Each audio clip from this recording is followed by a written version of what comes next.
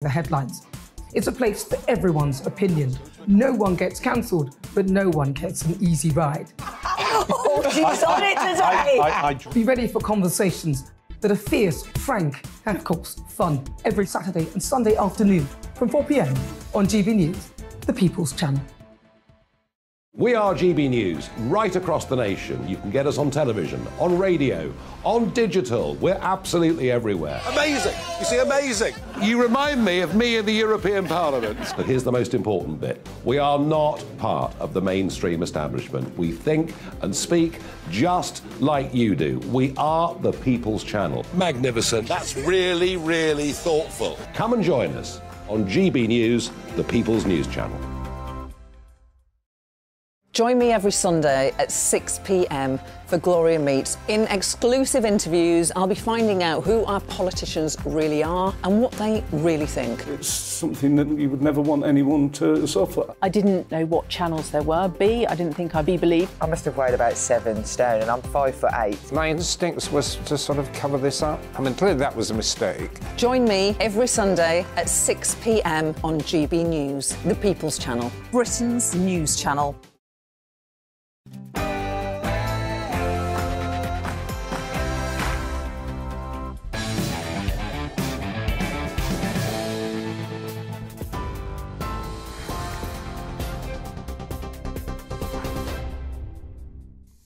I'm Ray Addison in the GB newsroom. The Labour Party says Rishi Sunak still has questions to answer following his sacking of Nadhim Zahawi. The Prime Minister made the decision after an ethics inquiry found that the party chairman had committed a serious breach of the ministerial code. Mr Zahawi has been facing questions over his tax affairs after admitting that he'd paid a penalty to HMRC for an error. Chair of the Labour Party, Annalise Dodds, says she's written to Rishi. What did he know and when about that enormous settlement that Nadhim Zahawi was negotiating with HMRC and the huge penalty that he had to pay? Why did Rishi Sunak say in Parliament that all questions had been answered about this affair? And why on earth is the Prime Minister holding up this rogues gallery of Conservative ministers with others who obviously have broken security rules, who are subject to allegations of very serious bullying, and yet the Prime Minister seems too weak to act against them? To Scotland, and no newly convicted transgender person with a history of violence against women will be placed in female prisons there. The temporary measures aim to ensure the safety of inmates while the management of trans prisoners is examined. The decision comes ahead of an urgent review into lessons learned by the case of convicted double rapist Isla Bryson, who was originally sent to a women's prison. A 16-year-old boy has been charged with the murder of a teenage girl in Hexham. 15-year-old Holly Newton was stabbed in the Priestpopple area of the town on Friday. She died in hospital. A 16-year-old boy was also injured in the attack. The accused, who can't be named for legal reasons, has also been charged with attempted murder and possession of an offensive weapon. The government will publish an urgent emergency care plan tomorrow to try to tackle pressures on the NHS. It comes as the Health Department announced plans to build virtual beds caring for tens of thousands of elderly and vulnerable people in their own homes. The Health Secretary says shifting care away from hospitals will reduce waiting times. However, Shadow Health Secretary Wes Streeting is accusing the government of sticking plaster politics. It seems we've gone from 40 new hospitals to hospitals at home. I think a lot of people will say, well, how will I be able to be treated in my own home if the government's half the number of district nurses who are essential to provide support in the community? I think this is a government that's run out of steam, run out of ideas, and isn't able to deal with the fundamental problems of the NHS, and so they're resorting to sticking plasters. And the head of the Welsh Rugby Union has resigned amid allegations of a toxic culture within the governing body. Steve Phillips' decision comes after the WRU announced an external task force will investigate claims of misogyny, sexism, racism and homophobia in the institution. Former Wales winger Nigel Walker has become acting CEO. He's warned of an existential crisis for Welsh rugby ahead of the Six Nations. We're on TV, online and on DAB+ radio. This is the People's Channel, GB News. Time now for Free Speech Nation.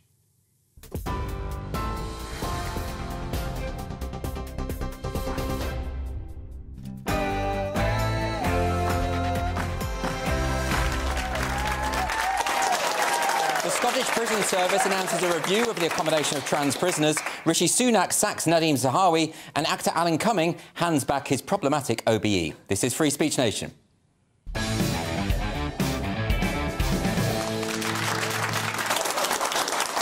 Welcome to Free Speech Nation with me, Andrew Doyle. This week, the SNP did something very out of character. It admitted that trans women are not women. Convicted rapist Adam Graham, who now goes by the name of Isla Bryson, was being housed in Corton Vale, a women's prison, while a risk assessment process was underway. Then, all of a sudden, First Minister Nicola Sturgeon decided it would be inappropriate for a male rapist to be in a women's facility. Why? Not because it was an obviously insane policy, but because there was a public outcry. And now the Scottish Prison Service has announced a review of transgender prisoners and how they are currently accommodated. It's a small step towards sanity. Most of you will have seen that while Sturgeon was pushing through her gender recognition reform bill, in spite of the fact that 2/3 of Scottish voters opposed it, she continually accused women who raised concerns of being bigots. Sturgeon explicitly said there was no merit to the opposing arguments. How dare women want to have their own spaces, rape crisis centres and prison facilities? We were repeatedly told that the very idea that a predatory man would lie about his identity to gain admission to vulnerable women was a transphobic dog whistle, that it simply never happens. And we heard the same in Westminster, when Tory MP Miriam Cates raised concerns about the Scottish bill because predatory men might exploit self-identification. Labour MP Lloyd Russell Moyle said that speech was probably one of the worst transphobic dog whistle speeches that I've heard in an awful long time. Labour MP Rosie Duffield had also been heckled by colleagues who apparently weren't interested in the fact that the overwhelming majority of violent crimes against women are committed by men, and that women-only spaces are therefore a necessary safeguarding measure. No, Russell Moyle, like Nicola Sturgeon, believes that anyone who raises these concerns is doing so because they hate trans people, that they are attempting to smear all trans people as predatory. But no one has done that. No one has even come close to doing that. Russell Moyle and Sturgeon are arguing with figments of their imagination. And Sturgeon doubled down this week. She said that those who were against self-ID are, quote, misogynist, homophobic, possibly racist, because why not? I'm surprised she didn't throw in anti-Semitic and fat-phobic just for the hell of it. That's the level of debate these days. Just assume the worst possible motives of your opponents and assert them as though they were true. And it now transpires that another male prisoner, Andrew Burns, now known as Tiffany Scott, a man described as, quote, one of the most menacing people inside the Scottish penal system, has also been moved to a female prison. This is an individual who has assaulted prison staff and has been known to bite open his own veins to spray blood at people. And an article in today's Daily Record reports how Amanda Benson, who was housed in a female prison with trans prisoners, felt compelled to have a contraceptive coil fitted because she feared being raped and becoming pregnant. She said, "My whole time in prison was on constant high alert. My nerves were frazzled with fear. These incredibly violent men were walking around the communal shower area naked and sometimes clearly aroused. Myself and other women were in cubicles with only a curtain to protect us." And last week it was reported that serial rapist Jonathan Mallon, a man who targeted women in toilets and changing rooms, is now calling himself Charlene and boasting to his fellow inmates that he will be moved to a women's prison by Easter. So why is it that this thing that never happens keeps on happening? Well, the answer's simple. It's because if you introduce self-ID laws where any man can claim to be a woman and is taken seriously, that will obviously be exploited by dangerous predators. Research by the British Journal of Criminology suggested that men who change their gender to female in jail often switch back to their birth sex after release. But how can that be if self-ID is a flawless system? And let me reiterate for the hard of thinking, I am not suggesting that trans people are inherently predatory. In fact, no one is suggesting this. We're talking about men exploiting a system. The SNP and other identitarian activist groups claim there is no evidence for this. OK, Well, let's look at the figures. So according to the census data just released, 1 in every 250,000 women are convicted sex offenders. 1 in roughly every 2,500 men are convicted sex offenders. And 1 in every 585 trans women are convicted sex offenders. So what's going on here? Are trans women 5 times more likely to be sex offenders than other men? Or is it that men are exploiting the self-ID system? That those who are not trans, who have no feelings of gender dysphoria, are claiming to be women to gain access to female prisons? It has to be one or the other. Which is it? If you're denying that self-ID is open to exploitation, then you are effectively claiming that trans people are more likely to be predators, which strikes me as rather transphobic. In truth, it shouldn't matter whether a prisoner is genuinely trans or lying about being trans. Prisons, like rape crisis centres and domestic violence refuge centres, must operate on the basis of biological sex. Because gender dysphoria doesn't change your sex. No human being has ever changed sex.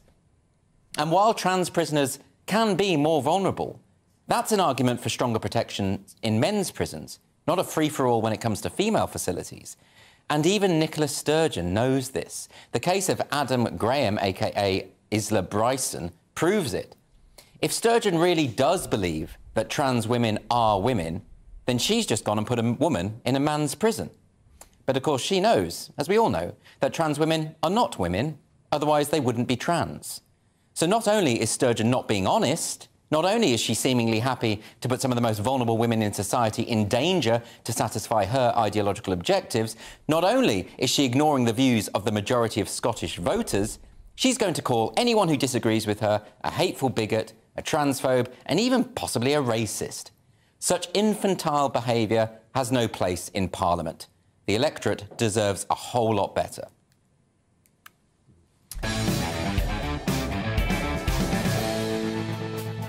Now, we did approach the SNP on Friday, asked them to discuss the transgender prisoner story, but unfortunately they didn't get back to us. I wonder why.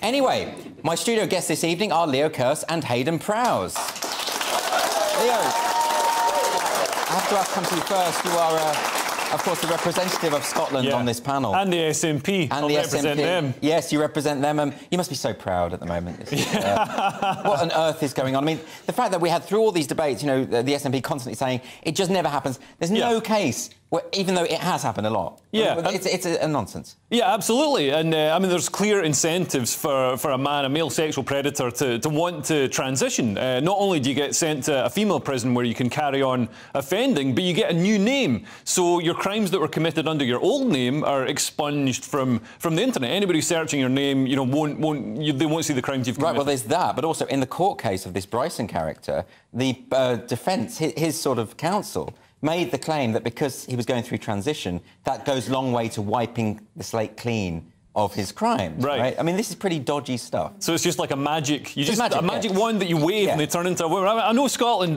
you know, made the first advancements in this when we invented the kilt. But you know, I think it's kind of ridiculous to assume that somebody's just going to, you know, not behave in the same way because they say they're now a woman. It's utterly bizarre. Hayden, I want to ask you about this though. Why is it?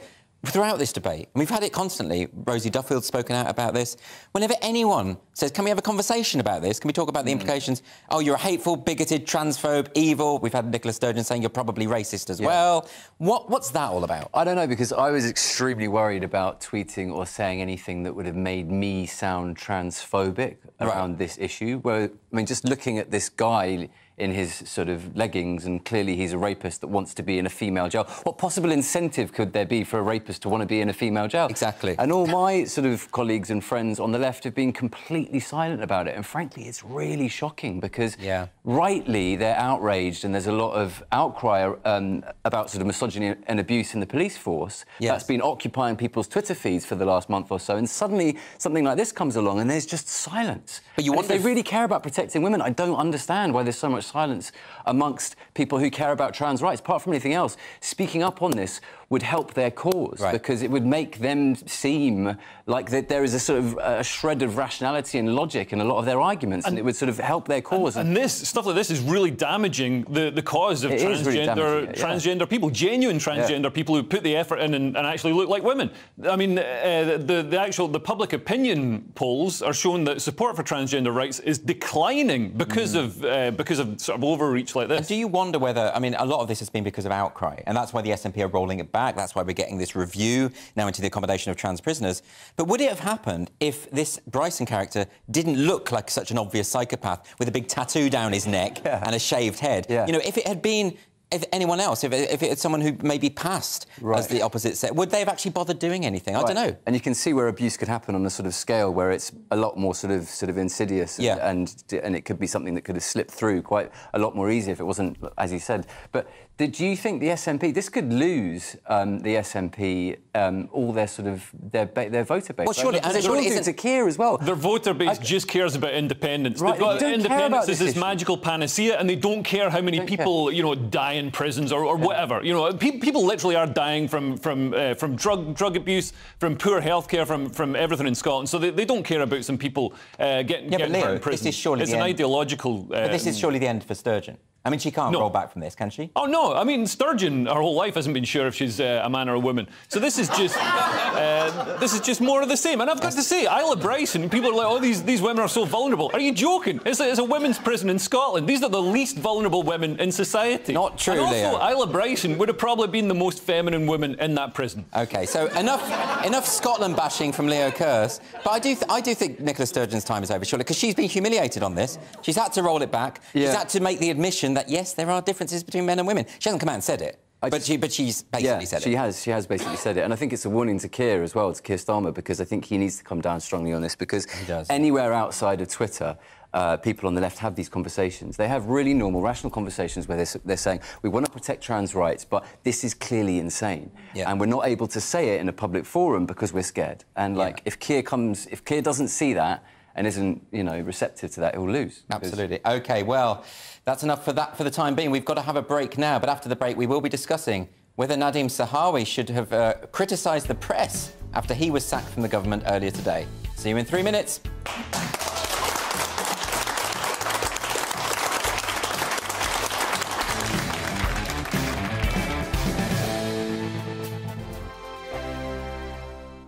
Monday to Thursday, 9 p.m. till 11 p.m. Join me, Dan Wootton. I'll bring you the sharpest takes and hottest debates. Do you not believe in prisons? I don't believe in prisons. I'm completely stunned. I guarantee you there'll be no spin, no bias, no censorship. I actually was personally quite offended by it. And no reason to go to bed. So I guess they've always been quite woke. That's Dan Wootton tonight on TV, radio and online. Monday to Thursday from 9 p.m. till 11 p.m. on GB News, the People's Channel, Britain's news channel. Hello, I'm Michelle Dewberry, and you can join me every weekday 6 till 7 on Jubes and Kerr. You're an inspiration to us all. Clip that bit up. Well, you are. That's my ringtone. My political ambitions those days are gone, I can tell you. She's only teasing. Go on. He's probably going to want to lay down now. I'll give him 2 minutes to have one. Let's respectfully disagree. That's what we like on Jubes and Kerr. Come and join us. GB News, the People's Channel. Michelle Dewberry, weekday evenings at 6 o'clock. I'm Andrew Doyle. Join me at 7 o'clock every Sunday night for Free Speech Nation, the show where I tackle the week's biggest stories in politics and current affairs with the help of my 2 comedian panellists and a variety of special guests. Free Speech Nation, Sunday nights from 7 on GB News, the People's Channel, Britain's news channel. I'm Michael Portillo. Join me on GB News on a Sunday morning for topical discussion, debate, arts and culture, and sometimes even ethical dilemmas. I don't always agree with you, Michael. Michael Portillo, Sundays on GB News, the People's Channel, Britain's news channel. He's the king of breakfast TV, and he's back. Eamon Holmes, back on the TV with me this morning. Even remember my name. I know, it's been 4 months. You have holy water by your bed? Oh, yes. Oh, already to bless. Yeah. Oh, Eamon. Oh. Why do you not believe anything I say? Eamon Holmes back on GB News Breakfast at 6 a.m. This year on GB News, we've got brand new members in the family. Join us. Across the entire United Kingdom, we cover the issues that matter to you.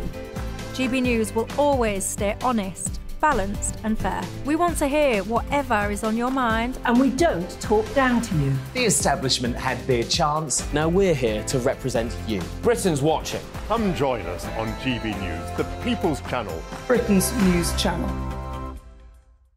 We are GB News, the People's Channel. And right across the United Kingdom. You can find us on Sky Channel 512. Virgin Media Channel 604. Freesat Channel 216. Freeview Channel 236. And YouView Channel 236. You can also take us with you on DAB+ radio. With the GB News app and at the website gbnews.uk. We're absolutely everywhere. Come join us on GB News, the People's Channel, Britain's news channel.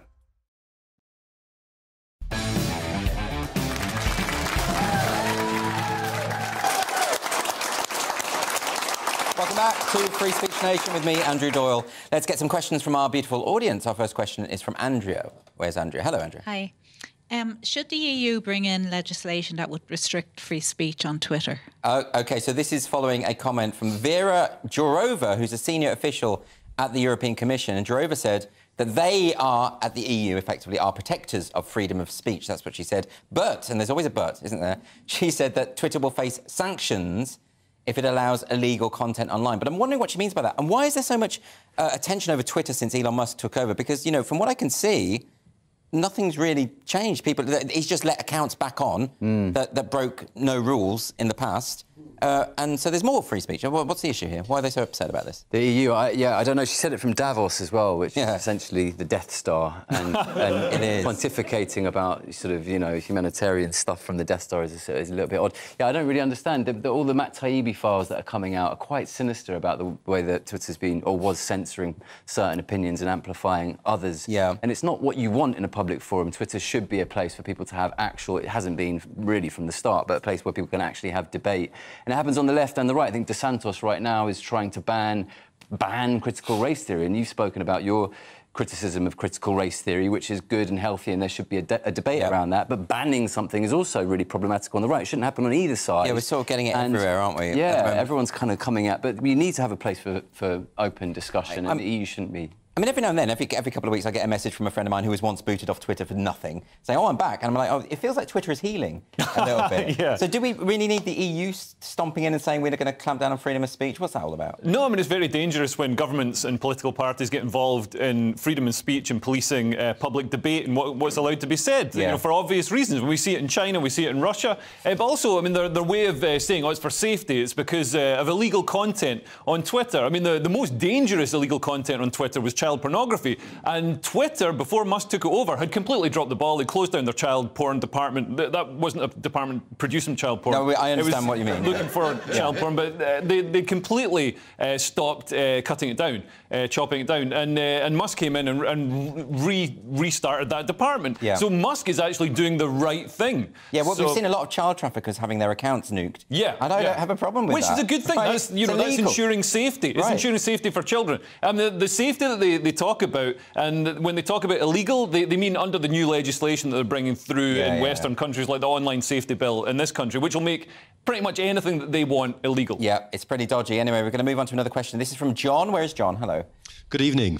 From today's news, was Nadam Zahawi right to blame the press after he was sacked? OK. Yes, you're on the pulse, John. This is brand new. This is, of course, Rishi Sunak confirmed this morning he sacked Nadhim Zahawi, who was the Conservative Party chairman, and there's been this investigation, obviously, into Zahawi's tax affairs. It's found that he's committed a serious breach of the ministerial code, which they probably could have worked out a couple of weeks ago if they'd have bothered to look. But anyway, Zahawi has written a letter to the Prime Minister which included this comment. Right, I'm going to quote this to you. I'm concerned about the conduct of some of the Fourth Estate in recent weeks. In a week when a Member of Parliament was physically assaulted, I failed to see how one headline on this issue, the Noose Titans, reflects legitimate scrutiny of public officials. He's not good at metaphors. He's not familiar with what that is. No, I mean, he's not good at filling in his tax return either. No. So yeah, was it paid $5 million? He's paid. Yeah. I mean, you think, you know, he should have some good accountants, seeing as he was like the head of the HMRC, the head of the Chancellor of the Exchequer. But yeah, I mean, when he's criticising the Fourth Estate for how they behaved, they were behaving exactly how the Fourth Estate should behave in the best situation. Right. We were finding, you know, examples of malfeasance in the very highest offices of government. Yeah. And I think the Fourth Estate aren't behaving as they should behave when they publish photos of, you know, whoever it is, Jordan, topless at a party. This is, you know, when they're uncovering... So not the gutter press, but when they're actually holding people to account. This is exactly what they should be doing. This is amazing investigative journalism. Yeah, but he's not happy about it. I can't think why. Yeah. But, no. I dare you report on my tax avoidance. It's unbelievable, outrageous, isn't it? I mean, do you have any thoughts on that? It's telling that it's taken Sunak so long to fire him as well. Yeah. His wife being, or was a non-dom, that's right? Is that right? Yeah, but there was all that controversy last year about that. But that you'd think he'd want to get a hold... He could have... He said he wanted to do things by the book. That was the whole point. But he could have... I mean, he could have resolved this a couple of weeks ago. He's had a lot of embarrassing... What book is that? But it is embarrassing, isn't it? It's you know... And we've got the Partygate Commission coming up in a few weeks' time. So that's going to dredge all that up again. I mean, Tories are over, aren't they? Yeah. Perhaps he could release his tax avoidance plans online, sort of different form of levelling up. Tax avoidance for the people. Do you think the Tories can possibly come back at this point? I mean, like, they can't, can they? They possibly could if they got Boris back in and cut some taxes and behaved like a Conservative Party. I think after 12 years of a Labour Party called the Conservative Party, if we had a Conservative Party that were called the Conservative Party, we might be happy. It's not going to happen. No. We haven't even got a Liberal Democrat Party that behaves like Liberal Democrats. So, you know, no, you're not going to get it. We've got another question now from Lyle. Where is Lyle? Hello, Lyle. Hi, Andrew. Is being gay, has that become a sin now? Is it? So is being gay sinful? Leo. I should give some context to this. So basically, the Pope, he made these comments last week about how, while he was actually making quite a liberal point, he was saying that homosexuality should not be criminalised, but he did say, but it is a sin. And now he's sort of clarified this week by saying, yeah, it's definitely a sin. And the thing is, I'm not troubled by that, Hayden, because the Catholic Church, part of the belief system is that all sexual activity outside of wedlock is sinful. Right. So if he said it wasn't a sin, that'd be really weird. It'd be like he'd be saying that straight people can have adultery and that's fine, but gay people... What? Yeah, he's saying it's not a crime, it's just really, really naughty, which is much more sexy, isn't much it? more sexy, exactly. If he approved it, I think there'd be a huge drop-off in, in gay behaviour. Globally. That's almost certainly right. What do you make of this? Yeah, in some organisations, you don't want to be, updating themselves with the latest pride flag every month. And the Catholic Church is one of these organisations. You want, Abrahamic. Is it Abrahamic? I don't even know what that means. But, it's an old religion. Yeah. And you want it to be a bit out of touch with modern times because it's an old religion. You know what I mean? That you used Abrahamic and not knowing what it means. Was I right? Can you work it out? Did I use it correctly?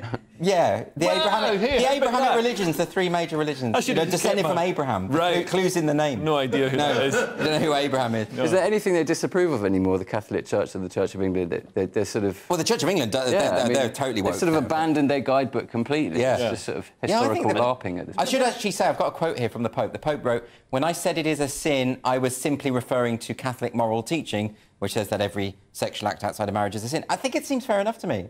Like, the appeal of the Catholic Church is that it's old-fashioned. Yeah. And there are loads of gay Catholics, and they're fine with it. And religion isn't supposed to sort of make sense or be particularly nice. Right. So... Yeah.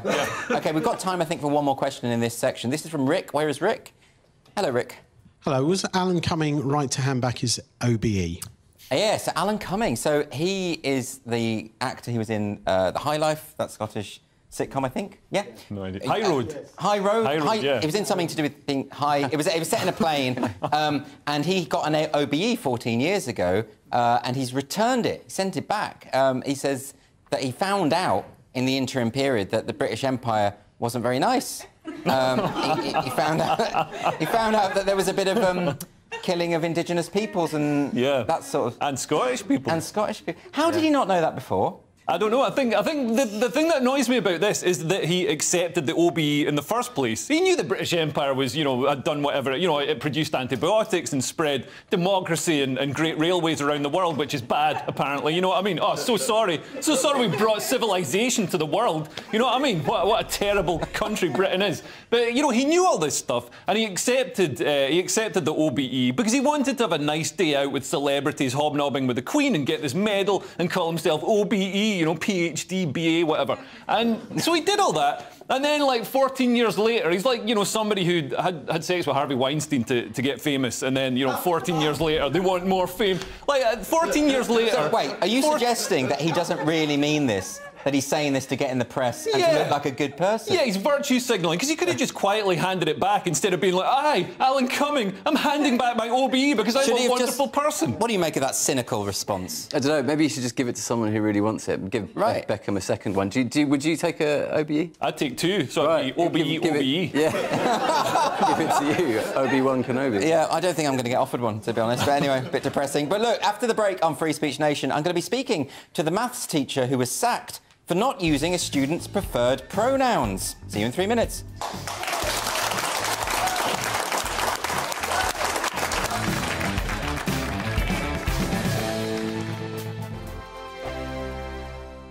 I'm Simon Evans. Join me on GB News for Headliners at 11 p.m. What's the scoop? I'll be joined by two of the country's top comedians. That's right. As we take a look at tomorrow's newspapers tonight. We're going to get into trouble. If it's a big story, we'll be covering it. Spill some tea on him.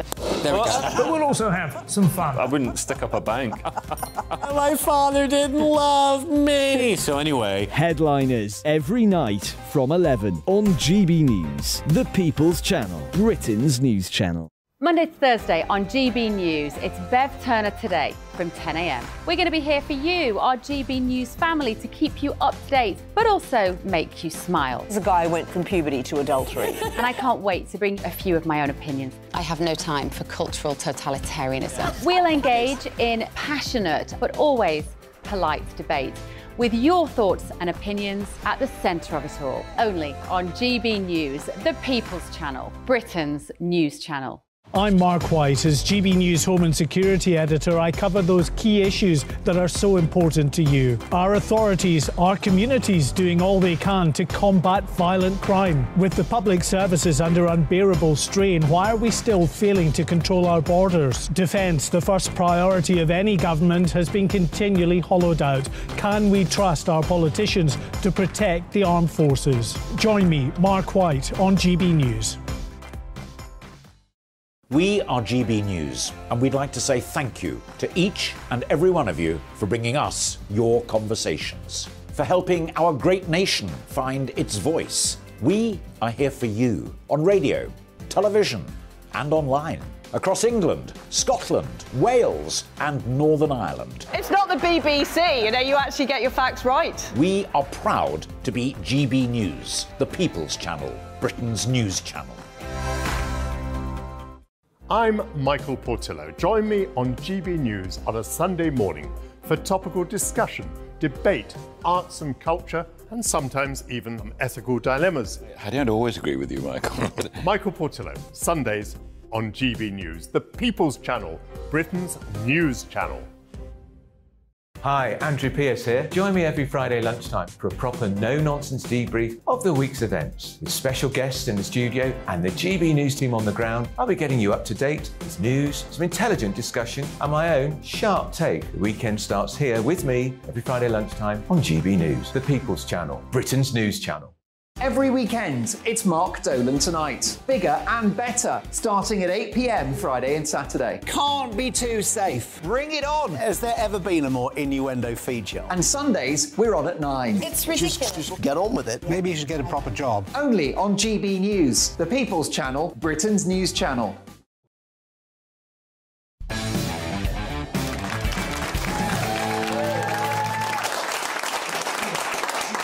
Welcome back to Free Speech Nation. Later on in the show, I'm going to be turning agony uncle with the help of my panel, Leo Kearse and Hayden Prowse, and we're going to help you to deal with your unfiltered dilemmas. So please do email us at gbviews@gbnews.uk, and we will do our best to answer all of your problems.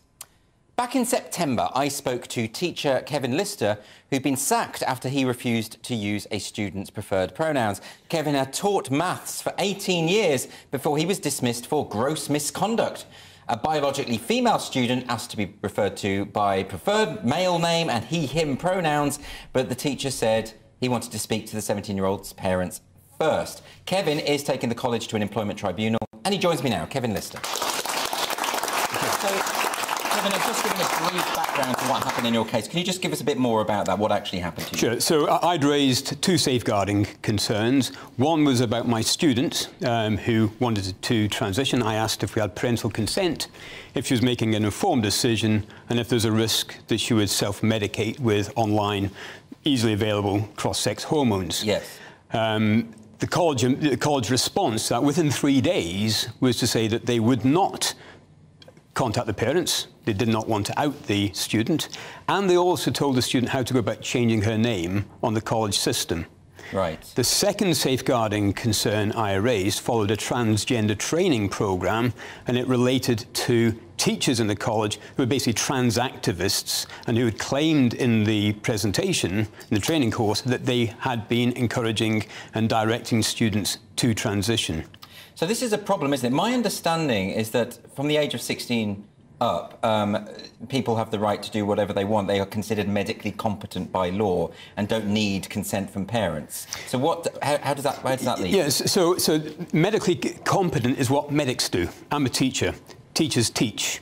And if someone wants to get medical treatment, then yes, then you know, over 16, then a person can then move to various types of medical consent. Yes. So if a patient goes into a hospital with appendicitis, for example, and the patient says, "I don't want you to operate on me," the doctors will operate anyway because it will kill them. So consent is a very, very difficult thing to actually define. But you, as an 18-year-old, up to the age of 18, you cannot consent, for example, to a tattoo, because a tattoo is not considered to be a medical treatment. In the same way that a young person up to the age of 18 should not be able to consent to transitioning, because it's just beyond what a young... That's a different question. I mean, by law, they can consent to that. That's the thing. The law is not at all clear. Isn't there an issue here, really, about compelled speech? I mean, you're dealing with teachers being asked to use pronouns that don't match biological sex, and of course most of us use pronouns according to biological sex, not according to gender identity. So for you as a teacher, a member of staff, to be told, yes, you have to use that name, these pronouns, isn't it really about free speech? Exactly. It's two things. It's free speech, it's compelled speech, and it's also student safety as well. And it was a student safety angle that I was approaching this from. Yes. That, I raised the safeguarding. The initial training and the training that we get every couple of years is if you think there is a concern and you have reason to believe that there's a risk, then you raise a safeguarding concern.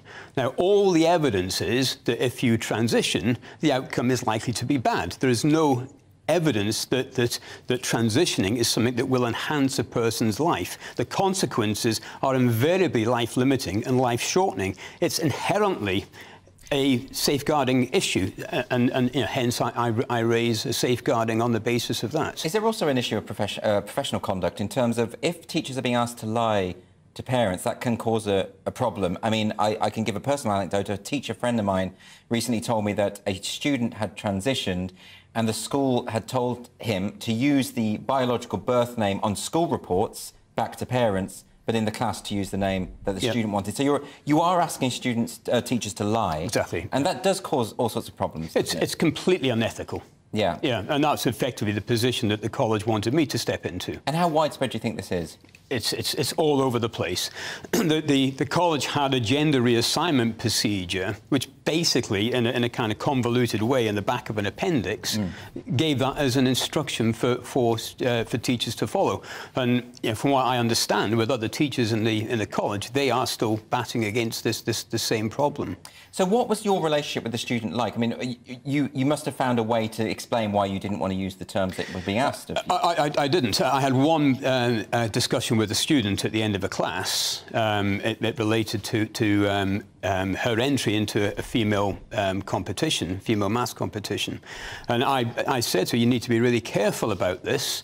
It's potentially a high-risk decision that you are taking, so make sure that you are fully informed of the risks and you're not getting pushed into it by anybody else. That was the only conversation I had with the student. She went away from that and then entered the competition subsequently. So my interpretation of her action was that she was then starting to question the merits of her decision to transition. So do you think there is a broadly affirmative approach to students who say that they are of the opposite sex or non-binary or whatever, and then there isn't really much conversation going on that could support a child's decision? It is completely affirmative. So the one thing that I said, which was, make sure you're understanding on the risk and you're not getting pushed into this by anybody else, was then taken by the college as me having an age-inappropriate conversation with the student, and I was not being neutral in my discussions with her. Meanwhile, throughout the college, there's the LGBT club, there's the health and sex education is all pro-trans. I've subsequently discovered that there's a transgender support group in the college as well. But I can understand the need for, if a child is struggling with gender dysphoria and might have to be referred to a professional paediatric clinic, then surely those facilities ought to be in place for that person. That would be true, but I would suspect that we don't have professional paediatric clinicians in the transgender support club. We would have groups or members of similar groups to mermaids and so forth. So when they have a transgender support club in the college, it would be giving a biased, positive view. Interestingly, the college had a gender transition plan, a gender transition policy, rather. It is up on the college's website. It's just been taken down this Friday. But that policy said that we had to celebrate, it used the word celebrate someone's decision to transition, and that staff had to be positive about it and so forth. And at the back is all the links to all the various transgender support groups. So there is nothing in the college's transgender reassignment policy or the gender reassignment policy that gives any option for a balance of view. So the problem here is that there is an ideological position which is held by a minority of the population, which is being presented within schools as though there is a consensus on this issue. Exactly, yeah. And that means there is no discussion. And there's no discussion. And any questioning of this ends up in a situation that I found myself in. Dismissal. And would you say this is because of the influence of groups such as Mermaids and Stonewall and their sort of stranglehold on the education system? I think so, yeah. I think more fundamentally what I've realised, I've had two major documents recently. One was from the DFE, the result of a whistleblowing review after my complaints went to the DFE. The other was from Swindon Borough Council, from the Safeguarding Department. Both of them have supported the transgender ideology and the transgender indoctrination in the college. So as well as the groups like Mermaids and Stonewall and so forth dropping this into the college, I think there's another more pernicious dynamic that's at play that we really haven't properly explored, and that is the regulating authorities actually becoming not just captured by the trans movement, but being active collaborators for the trans industry. So where does this leave your case at the moment? What's next? So the papers have been submitted to the Employment Tribunal. They've been now served on the college. The college has to respond by, I think it's the 15th of February. My first preliminary hearing with the judge is in June. The college has offered a settlement. And this is New College Swindon? It's New College Swindon, correct, yeah. So New College Swindon offered a settlement subject to a confidentiality agreement. But I've rejected that, largely because what I've seen of the DFE and what I've seen of Swindon Borough Council is that they are not capable of doing a proper investigation. So the debate really needs to be properly aired. So I really don't want to accept any confidentiality agreement. OK, well, Kevin Lister, thanks very much for joining us and explaining that. Thank you for having me. OK. Well, after the break on Free Speech Nation, I'm going to be speaking to the woman who says there's a real risk that companies are about to become more authoritarian. Don't go away. Thanks very much.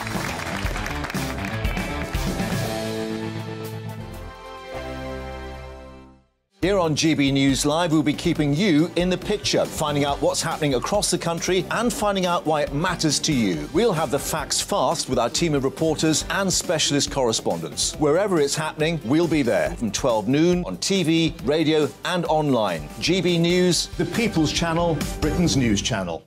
I'm Andrew Doyle. Join me at 7 o'clock every Sunday night for Free Speech Nation, the show where I tackle the week's biggest stories in politics and current affairs with the help of my 2 comedian panellists and a variety of special guests. Free Speech Nation, Sunday nights from 7 on GB News, the People's Channel, Britain's news channel. Join me, Patrick Christie's, Monday to Friday, 3 till 6. We tackle the day's news agenda like you've never seen before. It's high tempo, high octane, the most controversial topics and the best guests. You will not be able to take your eyes and ears off it. I'm not afraid to ask the questions that you really want answered. 3 till 6 p.m, Monday to Friday on GB News, the People's Channel, Britain's news channel. Join me every Sunday at 6 p.m. for Gloria Meets. In exclusive interviews, I'll be finding out who our politicians really are and what they really think. It's something that you would never want anyone to suffer. I didn't know what channels there were. I didn't think I'd be believed. I must have weighed about 7 stone and I'm 5'8". My instincts was to sort of cover this up. I mean, clearly that was a mistake. Join me every Sunday at 6 p.m. on GB News, the People's Channel, Britain's news channel. We are GB News, right across the nation. You can get us on television, on radio, on digital. We're absolutely everywhere. Amazing! You see, amazing! You remind me of me in the European Parliament. But here's the most important bit. We are not part of the mainstream establishment. We think and speak just like you do. We are the People's Channel. Magnificent. That's really, really thoughtful. Come and join us on GB News, the People's News Channel.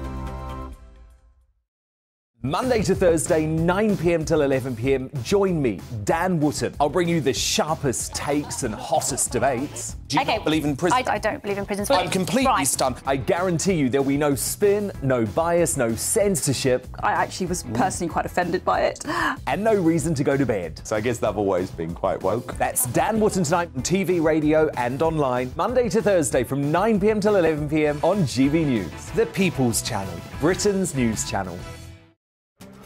This year on GB News, we've got brand new members in the family.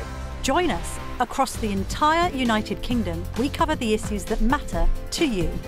GB News will always stay honest, balanced and fair. We want to hear whatever is on your mind. And we don't talk down to you. The establishment had their chance. Now we're here to represent you. Britain's watching. Come join us on GB News, the People's Channel, Britain's news channel.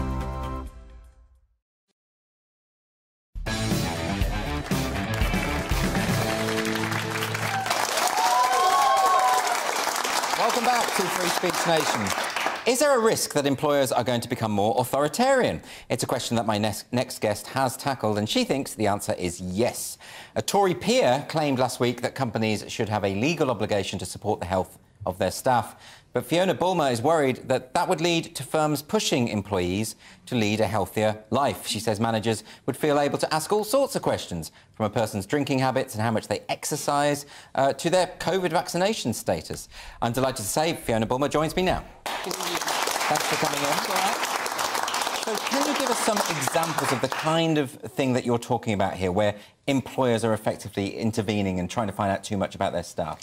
Yeah, absolutely. So you've got Sainsbury's. Sainsbury's boast that they've created well-being champions, and you think, yeah, that's all sounds great. Then you look at the remit of these people, and their remit is nutrition, sleep, and exercise of their colleagues. So, effectively, they're going to be the biscuit police. You know, right. We had that woman banning cake last week.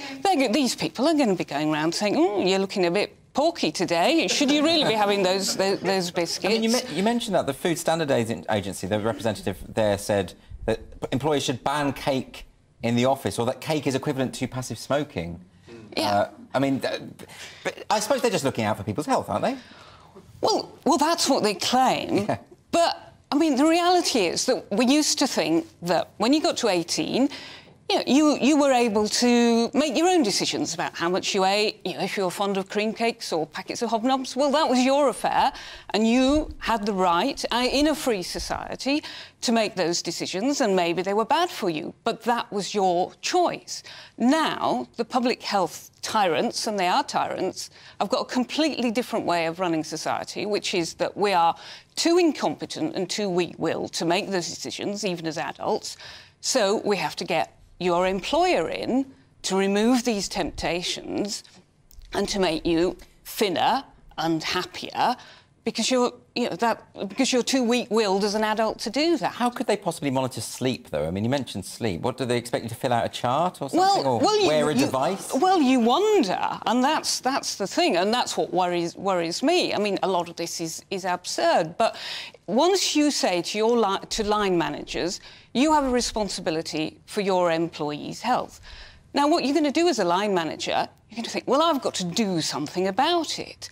And what are they going to do? Well, they're going to say, oh, well, you're looking a bit tired. What can we do? Let's have a little chat about it.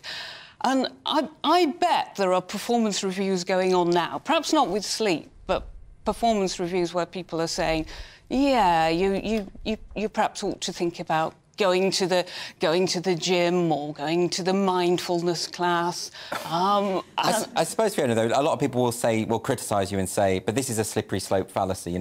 These people aren't saying we're going to ban you from eating cake or force you to go on a 20-mile run or whatever. What they're doing is they're just offering good advice. That would be the argument, I think. That would be the argument, but it is a slippery slope because you can see it already. Another example I found was PwC, the accountants.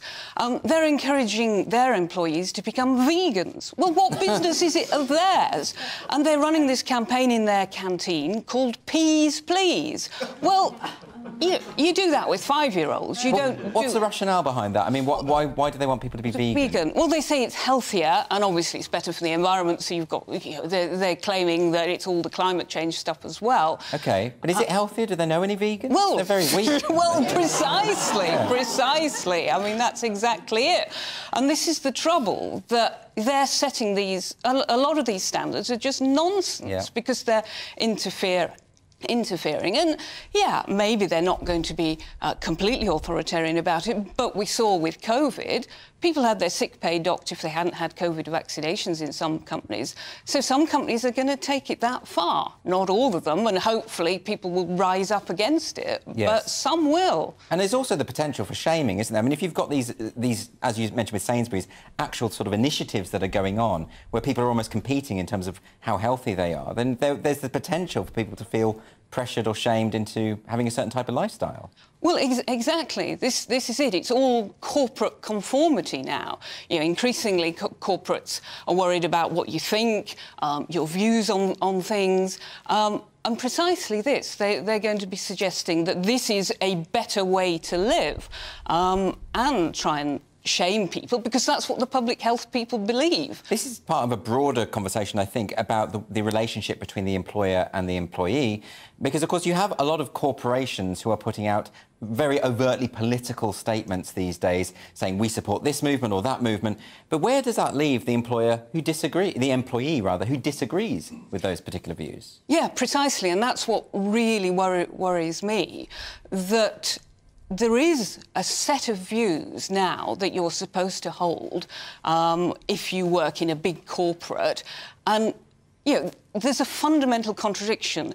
I work for a lot of corporate companies and write corporate guff, and they're full of stuff about, oh, we need disruptors, we need diverse minds. And that's true, actually. Innovation in corporates does come from people who think differently. And yet, at the same time, their whole diversity, this whole health, well-being stuff, is all really narrowly focused on the current orthodoxy, on climate change, on diversity, on what counts as a healthy life.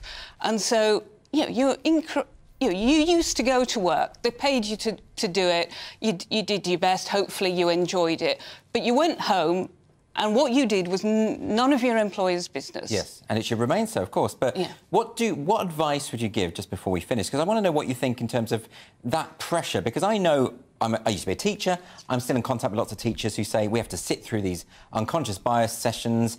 I want to say this is all a load of rubbish, but I daren't, because if I do that, I'm not going to get promoted. When the promotion comes up, my career prospects are going to be limited. So on a practical level, how can employees make their displeasure known without jeopardising their own career? I think it's really difficult, and sadly, I think there isn't much room for the contrary people anymore in corporate life. But I think you've got to be brave. We've all got to be brave, and it's really hard because the costs are quite high. But I think you do have to say, hang on a minute, and you have to make fun of it. Make fun of the biscuit police. Bring in a packet of hobnobs and scoff them in front of the well-being champion.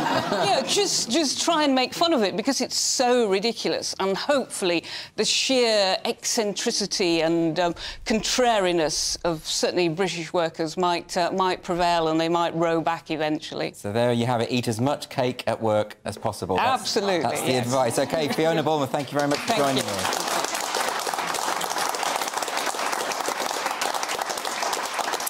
So it's now time for a break, but please don't go away, because there's lots to come between now and 9 o'clock. There's more on the transgender prisoners' row in Scotland, with fresh developments on that story just in the last few hours. And we'll find out more about the oppression of women in Afghanistan under the Taliban. I'm also going to be speaking to my panel and asking them if they would trust a barrister from the north of England. You won't want to miss that. See you in a few minutes.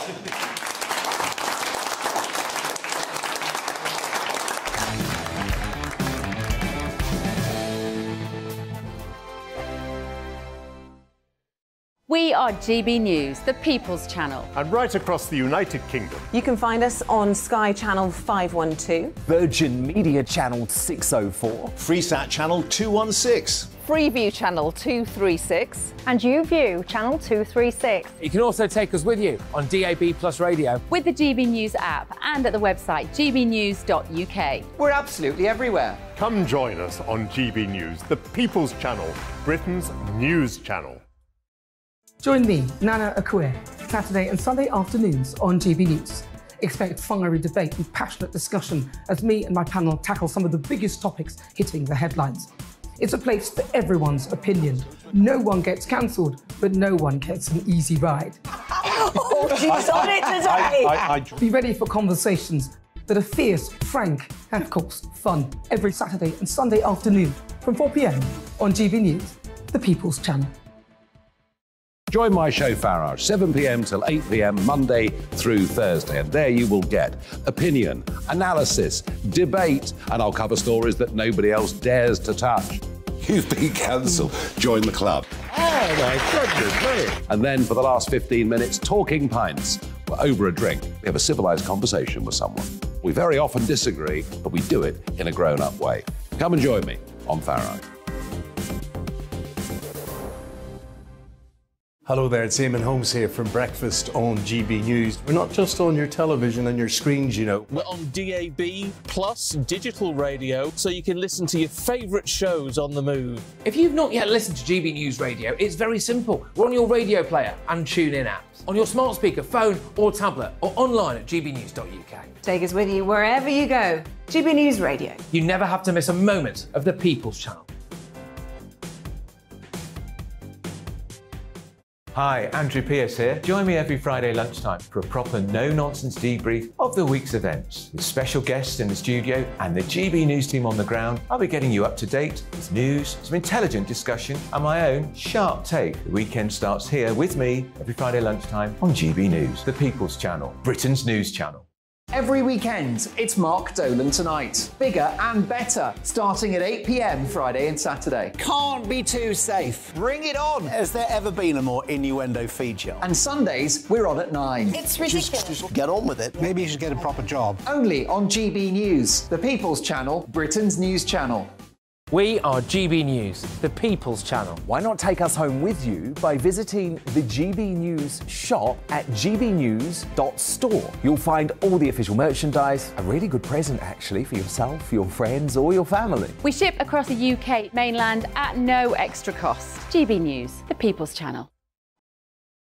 Monday to Thursday on GB News, it's Bev Turner Today from 10 a.m. We're going to be here for you, our GB News family, to keep you up to date, but also make you smile. The guy went from puberty to adultery. And I can't wait to bring a few of my own opinions. I have no time for cultural totalitarianism. We'll engage in passionate, but always polite debate, with your thoughts and opinions at the centre of it all. Only on GB News, the People's Channel, Britain's news channel.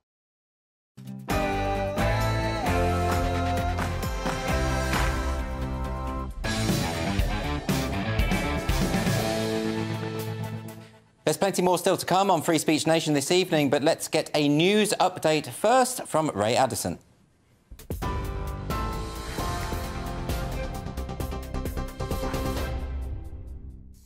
Thanks. Here's the latest from the GB newsroom. The Labour Party says Rishi Sunak still has questions to answer following his sacking of Nadhim Zahawi. The Prime Minister made the decision after an ethics inquiry found that the party chairman had committed a serious breach of the ministerial code.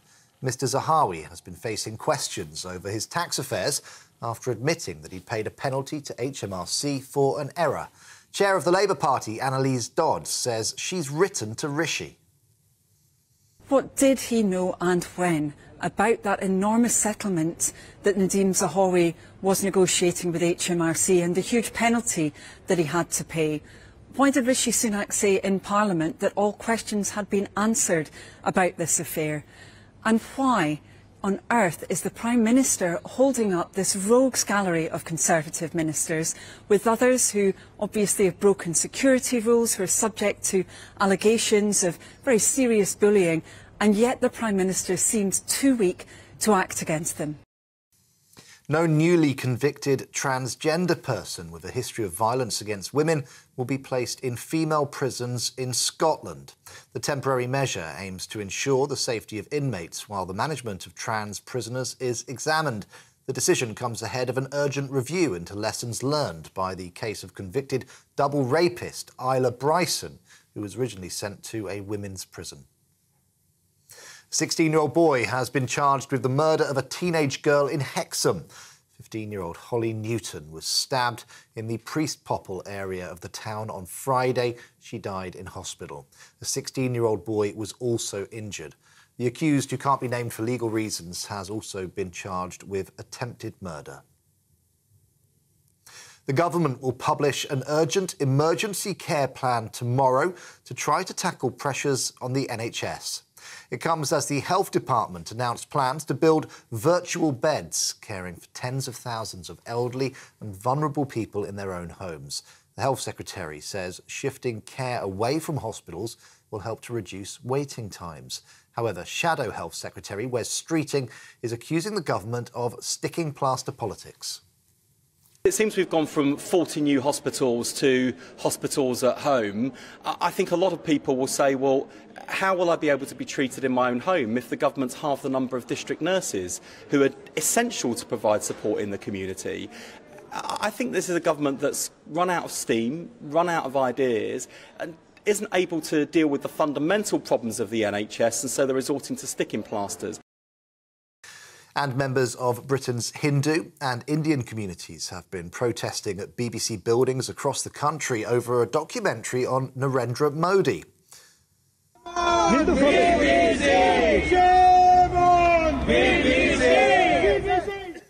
Well, people gathered in London, Newcastle and Birmingham in response to the programme, which examines claims over the Indian Prime Minister's role in riots in 2002, in which thousands of Muslims died. Protesters calling for a boycott of the BBC and for it to be defunded. We're on TV, online and on DAB+ radio. This is GB News. Back now to Free Speech Nation.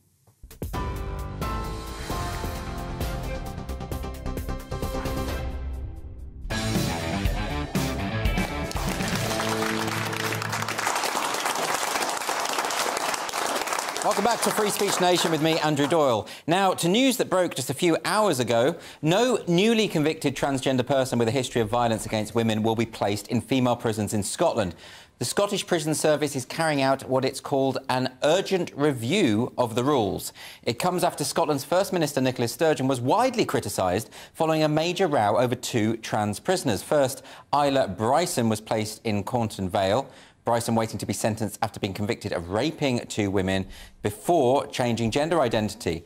Bryson, who used to be called Adam Graham, and then claimed to be transitioning shortly before the trial. On Thursday, Bryson was moved to a men's prison. It's now emerged a second male prisoner has had their move to a women's prison approved. So Tiffany Scott, used to be known as Andrew Burns, stalked a 13-year-old girl and has since attacked female staff while being held in a men's prison. So, to discuss this situation, I'm now joined by Kate Coleman, who is the director of Keep Prisons Single Sex. Kate, thank you for joining me. So I want to first ask for your response to this news that there will be a review on the accommodation of transgender prisoners in Scotland. Well, I think there's 2 things to be said about this. Firstly, if this is genuine and if this is not wholly politically motivated, I think it's too little, too late, and it's wholly inadequate. You know, the Scottish Prison Service have been, quote-unquote, undertaking a policy review since 2018, and here we are, 2023, and suddenly it's time for an urgent review. And this temporary measure is still wholly inadequate. At most, it will exclude male prisoners, and I think we need to be quite careful. We're not talking about trying to find out who is genuinely transgender and who's a male faker. Yes. We're talking about male prisoners. Yes. It is being male that is the risk, and it is being male that counts and needs to see you excluded from the female estate, no questions asked. But you see, a lot of people have argued that what this really is a cloak. In fact, Nicola Sturgeon this week has said it's a cloak for bigotry.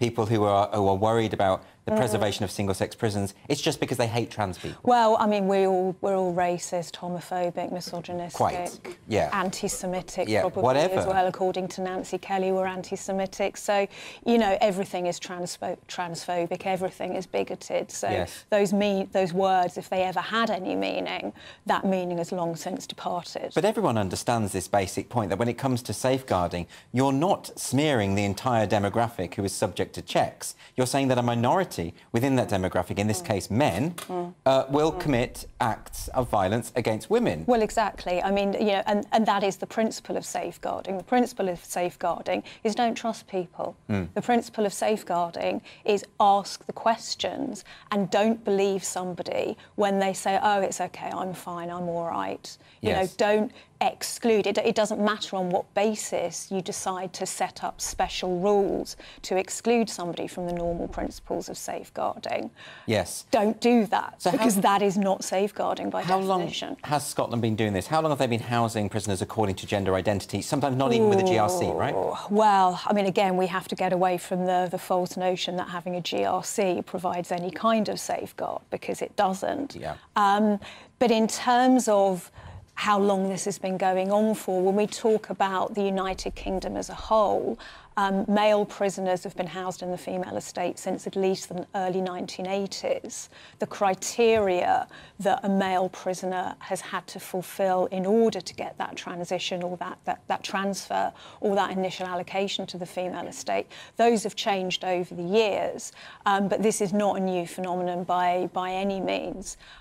When we look at Scotland in particular, we know that there was a deliberate drive to get this subgroup of male prisoners into the female estate.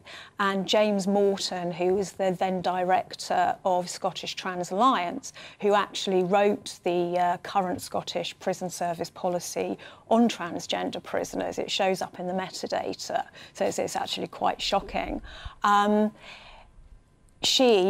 She's transgender, so I'm going to use sex-based pronouns. She's quite clear that this was a deliberate push because, you know, if you can get trans women, male prisoners, accepted into a single-sex space in the most challenging of circumstances, then, well, you've set a precedent and you can start rolling it out to other services, you know, because quite clearly, you know, nobody cares about women in prison. You know, is that part of the problem, that people just don't care enough about prisoners? I think people don't care enough about prisoners. You know, and I can understand that in a way. I do care about prisoners. But, you know, there's the old maxim, if you can't do the time, then don't do the crime. You know, women in prison are perceived as fallen women, failed women. It's also a very hidden problem. You know, if you look at something like sports, where you've got... What was his name? Leah Gavin. Thomas, maybe? Leah Thomas, yes. Or Gavin, the weightlifter. It's obvious. That's on television. It's obvious. When you're talking about men in prison with women, very often it's hidden. You know, these cases that have hit the press, they're the minority. You know, the prisoners that I know about in the female prison estate, it's hidden, you know, so you can get away almost with. I've noticed that there's kind of like this hypothetical example of, you know, some long since transitioned, fully transitioned trans woman who, you know, the Equal Treatment Bench Book, which is the guide for judges. They refer to such a person as someone who has lived her whole adult life as a wife and mother, you know, who's been charged with some very low-level, non-violent offence, you know, who's willowy and graceful. You know, we've had example of April Ashley, you know, tall, willowy, graceful, beautifully dressed. We're looking at a hypothetical, and policy and guidance is aimed at protecting this almost platonic ideal, whereas the reality that I know of, which is child abusers, murderers, violent criminals who decide to transition whilst they're in prison, sometimes getting a gender recognition certificate whilst they're in prison, retaining their working male genitalia, they're stridently heterosexual, and...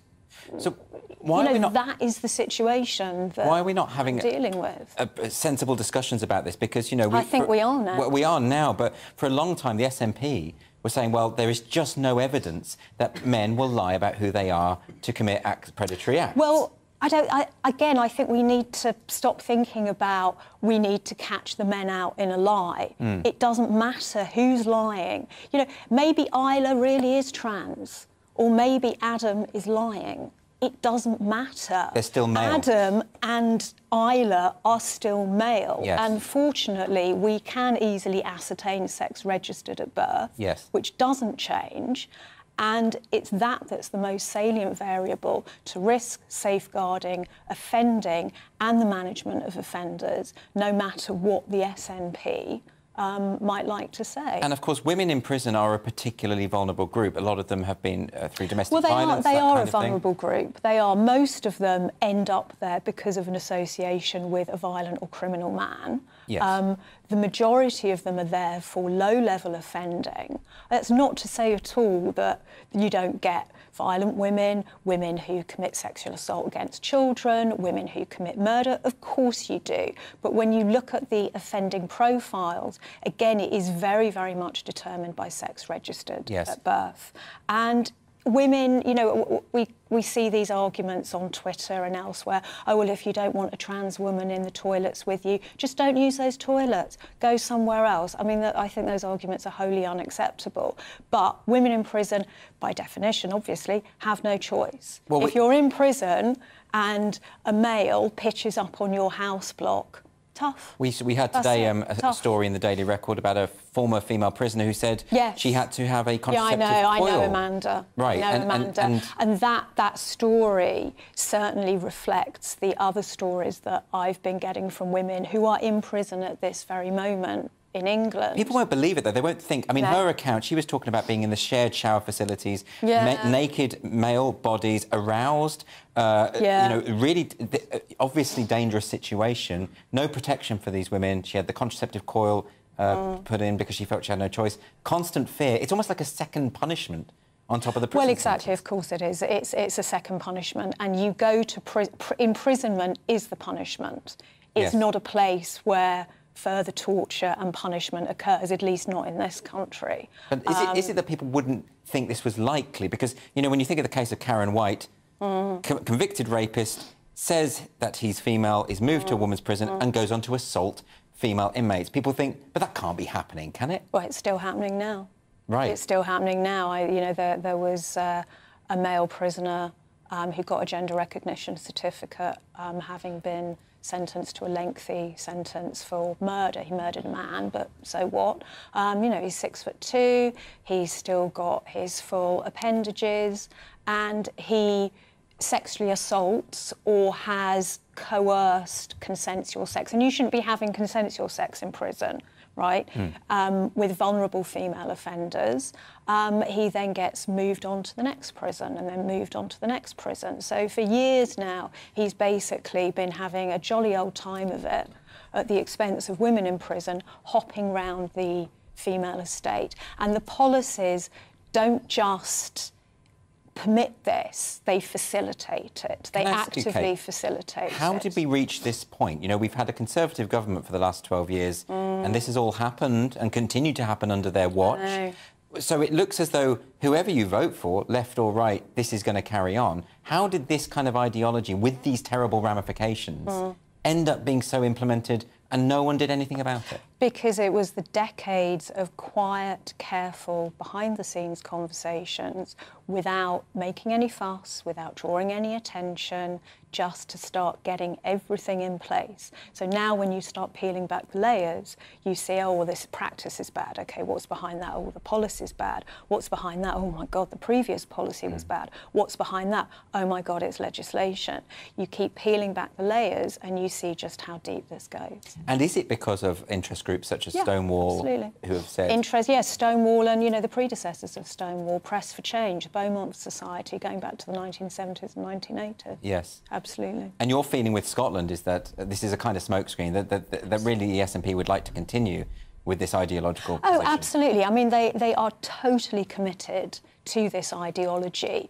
Why that is a separate question, but they are completely committed to this ideology. You only had to witness the passing of the Gender Recognition Reform Bill through stages 1 to 3, and the stage 3 debates in Holyrood.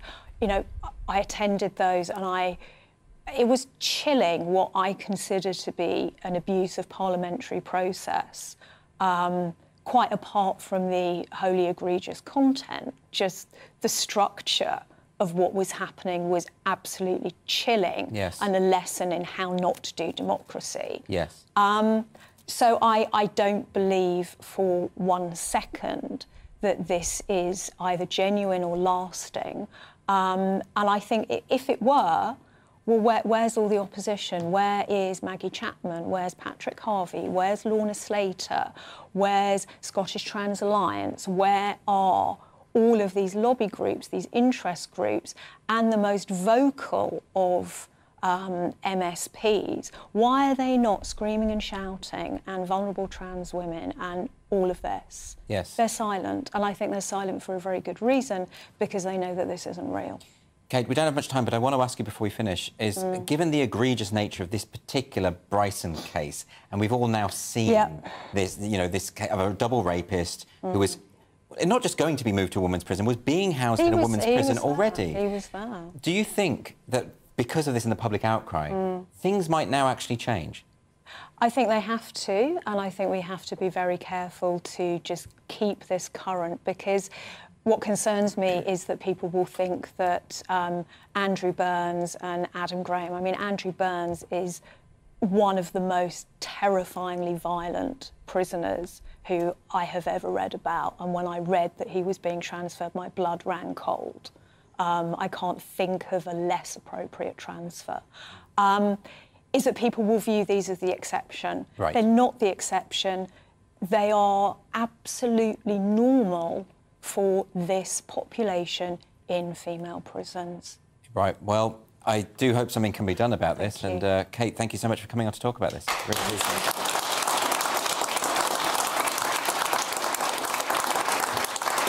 And after the break on Free Speech Nation, I'm going to be talking about the transgender murderer who now identifies as a baby. I'll be back in 3 minutes. Never ends.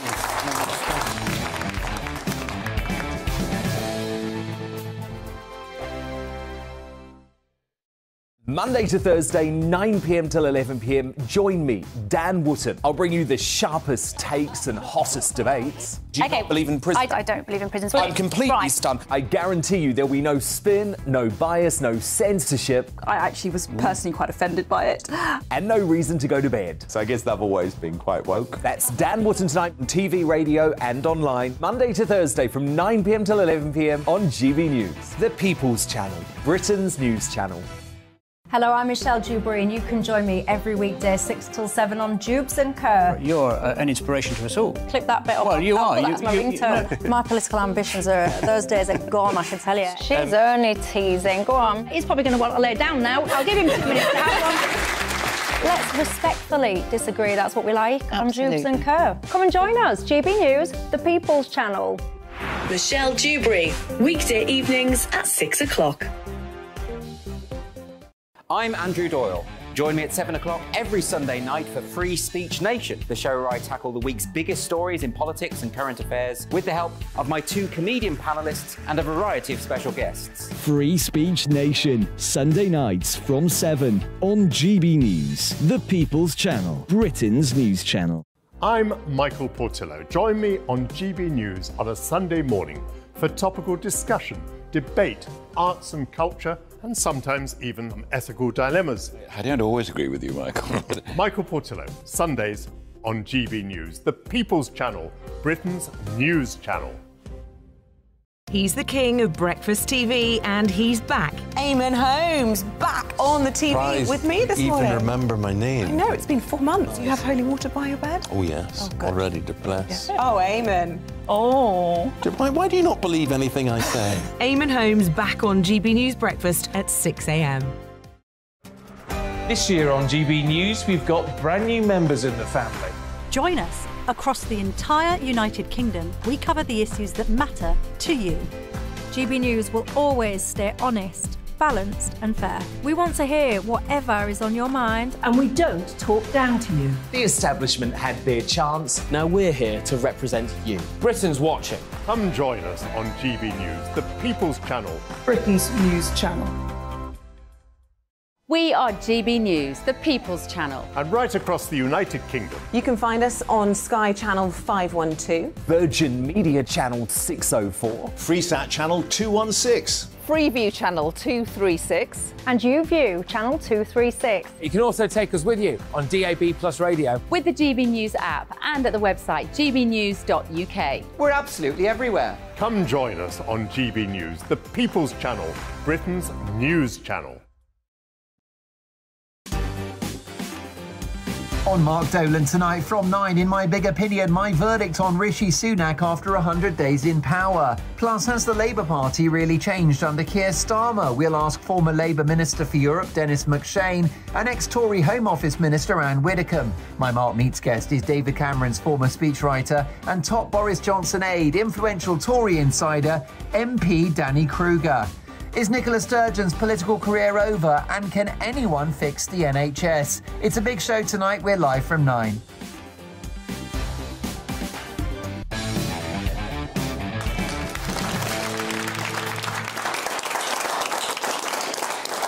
Welcome back to Free Speech Nation with me, Andrew Doyle. Let's get some more questions from our lovely audience. Our first question from Mary. Mary. Hi. Has the BBC been encouraging gambling? Has the BBC been encouraging gambling? Well, the bosses at the BBC are going to cancel the traditional racing tips on Radio 4's Flagship Today programme, and they said that they thought that this slot, it's been in the show for 46 years, has no place on modern radio, could encourage gambling. Do you think that's right, Leo? Do you think they should be looking after their listeners? I think the BBC already encourage gambling because they encourage you to pay £150 on the off chance that they might produce something worth watching. So, yeah, I mean, 46 years, that's tradition. Why don't they just wait another 2 years until the BBC is abolished? Is that going to happen, Hayden? I hope not. I hope to get another show commission eventually. Right. No, I think... Well, does anyone listen to the racing? It's like the sort of shipping forecast, isn't it? Is it? Like male nipples, a pointless thing that... We don't know why they're there, but they seem to have always existed. I thought the shipping... They're there to tweak them. The shipping forecast is actually has a purpose. Does it? What is it? It's to stop boats crashing into rocks and things, isn't it? I thought they just did it. They don't have the internet on boats. Oh, they right. only have radios. Yeah. Is that right? No. No, that's not right at all. OK, so let's move on quickly to another question from Helen. Where's Helen? Hello, Helen. Hello. Hi. Does the UK have a freedom of expression crisis? So this is very interesting because there was a ranking this week by the Index on Censorship, and the UK ranked only in the 3rd tier of this new index, and it basically is really low down on all the various aspects, and it was due to what is being described as the chilling effect of government policies, policing and intimidation of journalists in the legal system, all sorts of problems. And the thing is, people always say to me, well, there is no issue with free speech in this country, but we've got a government that's pushing through a protest bill that basically says if you make a lot of noise, we can shut down your right to protest. We've got an online safety bill that's basically saying, oh, yeah, we're going to give more power to the big tech to censor. We do have an issue with free speech in this country, don't we, Hayden? Yeah, and it's odd that the police are policing this stuff, and meanwhile you can't get a crime investigated. Right. I mean, everybody has an experience of something happening to them, and they go and speak to the police, and there's just zero interest. Your bike's stolen, it's gone. Yeah, these days. just live with it, accept it. Right. Move on. And then we've got a government pushing the police to sort of crack down on free speech at protests. It's nuts. Don't you find this weird that it's coming from a Conservative government? And, you know, I thought they were meant to be about free speech, but apparently not. I don't think... Were they ever about more free... well, they claim to be. Yeah, OK. Yeah, they claim to be when it suits them, but when Nadeem Zahawi gets found out for tax avoidance, he blames the press. Right. They're not really. Exactly. Yeah. Then this is a non-partisan issue, isn't it? I mean, I think free speech itself should be a non-partisan issue. You should be supporting it on the left and right and everywhere in between. But also both sides can be guilty of encroaching on it. Yeah, absolutely. But it is a tribal issue because at the moment the left have the cultural power and have the power in the institutions. So they're all for this encroachment on free speech because it's serving their side. Right. So there are 3,300 arrests, I believe, for social media posts in the UK last year. That's way more than Russia, and it's way more than you get in Soviet Russia. It's we're basically living under a Chinese-style autocracy. We don't realise it. That's quite an extreme leap, but I would say there are certainly examples of where we have to monitor this issue. If you get sent to prison in China, you won't be in a prison with a man LARPing as a woman. So I mean, there are some. So there's actually benefits. There are some improvements in China. OK, we're going to move on to another question now. This is from Ina. Ina. Yes, hi there. Hi. Just a brief one. Would you trust a northern barrister? Would I trust a northern barrister? They're very shifty. Oh, yeah, what's aren't they? Well, this is because research has just been released that found that most people would prefer to be represented by a barrister with a posh voice, and that lawyers from beyond the home counties sound less intelligent and less professional. So in other words, regional accents, you don't want them from a barrister. Is that fair? I kind of get this because it's super interesting. The recent Lord of the Rings on Amazon Prime is very diverse, and finally all the elves are all sorts of different races, which is fantastic. But the accents, all the elves are terribly posh and from Islington, and everyone who's an orc basically voted Brexit and is like that. Yeah. And this is the last. But the orcs is still the prejudice that we still have. The orcs were always Cockneys. Right. Yeah. I don't think Tolkien wrote them as Cockneys, but the film versions they've always been always Cockneys. like that. Yeah. How's it going, geezer? Yeah, that sort of stuff. What do you think? What, you mean pushed off their ancestral lands? I mean, look, do you think there's anything to this? If you had a barrister, if you were someone defending you in court, would you want them to sound posh and educated? Yeah, of course. And if somebody's flying a plane that I'm on, I want them to sound posh and educated. We can all pretend that we want, there's no class system, but if somebody comes over the tannoy or somebody stands up for you in court and says in a West Country accent or a Birmingham accent, might be experiencing a little turbulence, you're going to be. Was that Brummie? You're going to be reaching for that parachute. You know what I mean? I'm just showing my range. But aren't you putting yourself down a bit here, Lou? You're what about someone with your accent? Could you not be a barrister? How dare you? I'm just saying. You bigot. Oh my God! No, Scotland built this country, and this is the thanks we get. No, I mean, I think a Scottish accent's fine. It sounds a little threatening. I mean, because if you're in court, and your voice comes over, I think, oh well, you're going to cut someone, aren't you? yeah. So the jury better do what I say. Maybe there's something to it. OK, we're going to move on now to this question. This is from Martin. Where's Martin? Hi. Hello. Should we be fighting for the rights of babies in prison? Right. Babies in prison. It's a really important, neglected topic, but actually it's very serious. This is in relation to someone called Sophie Eastwood, transgender killer, now identifying as a baby, was sentenced to life in prison in 2004 after strangling his cellmate. Now says he's a baby. He's saying stuff like, the prison guards have to hold my hand when I'm being transferred because I'm a baby and I need the extra support. Needs nappies. I mean, at some point, can't we just say, this has got to stop? Yeah, I mean, like I said before, I would really like to see people in the trans community and people that are fighting for trans rights speak out on things like this and sort of like the kind of abuse of sort of gender dysphoria notions among people who are clearly quite mentally ill and also dangerous. Yeah. And if people who do genuinely support trans rights came out and spoke out about this nonsense, they would give themselves a lot more legitimacy and other things that are important to speak about in relation to trans rights. But is part of the problem with that, Hayden, is that Stonewall itself started saying that the trans umbrella incorporates not just people with dysphoria, but cross-dressers, people with fetishes. So effectively, they've invited this by saying that everyone is basically trans within that umbrella, when actually suffering from gender dysphoria is a really difficult thing to go through, and it's a very painful and difficult experience, and it's not the same. And if they don't pull back slightly and criticise it, then it is only going to be left up to people often who do have prejudice against trans people, because they're the only people willing to stand up and talk about stuff like this. Right. Do you think Hayden's right? I think Hayden has been trans baby phobic. This is a genuine baby. This is a real baby because they say they're a baby and their pronouns are bae/b. So. I don't think you can say that, you know, some lumpy fella wants to be called a woman as a woman, and then somebody wants to be called a baby isn't a baby. What's interesting is the prison service, instead of just being like, you what, you know, or transferring them to the paedophile wing, the prison service are taking it seriously. They're taking it seriously. Yeah, well, there's somebody, and they're going to provide nappies and baby food to this adult man who thinks he's a baby. He's also a murderer, by the way. I'm fine with people doing this, but not with my taxes. Right. Just do it with your own money. OK, well, it always comes back to Leo and his taxes, doesn't it? But anyway, after the break on Free Speech Nation, we're going to find out more about the oppression that women face in Afghanistan. We will see you in just 3 minutes' time.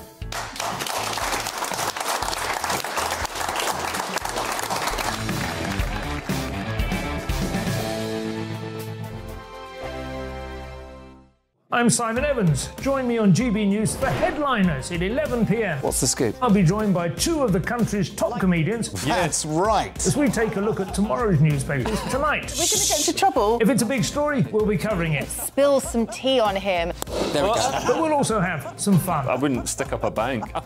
My father didn't love me. So anyway. Headliners every night from 11 on GB News, the People's Channel, Britain's news channel. Monday to Thursday on GB News, it's Bev Turner Today from 10 a.m. We're going to be here for you, our GB News family, to keep you up to date, but also make you smile. The guy went from puberty to adultery. And I can't wait to bring a few of my own opinions. I have no time for cultural totalitarianism. We'll engage in passionate, but always polite debate, with your thoughts and opinions at the centre of it all. Only on GB News, the People's Channel, Britain's news channel.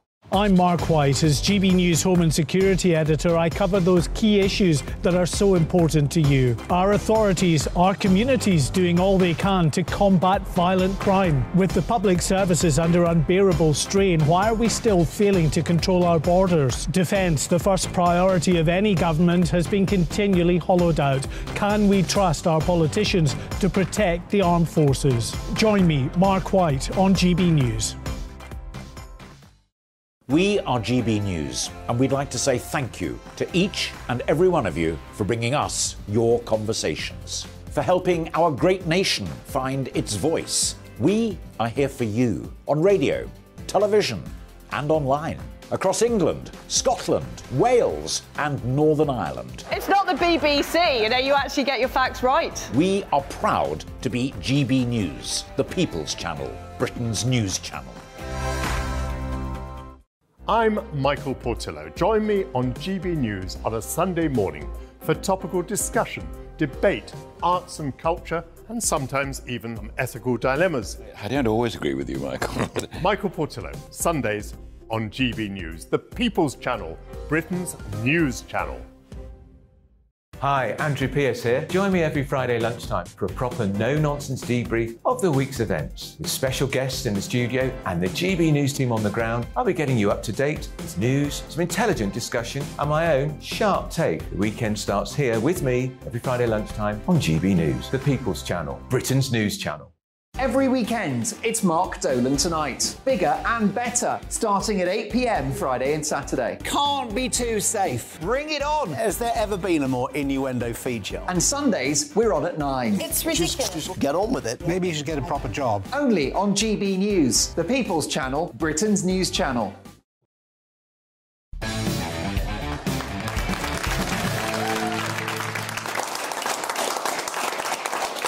Welcome back to Free Speech Nation with me, Andrew Doyle.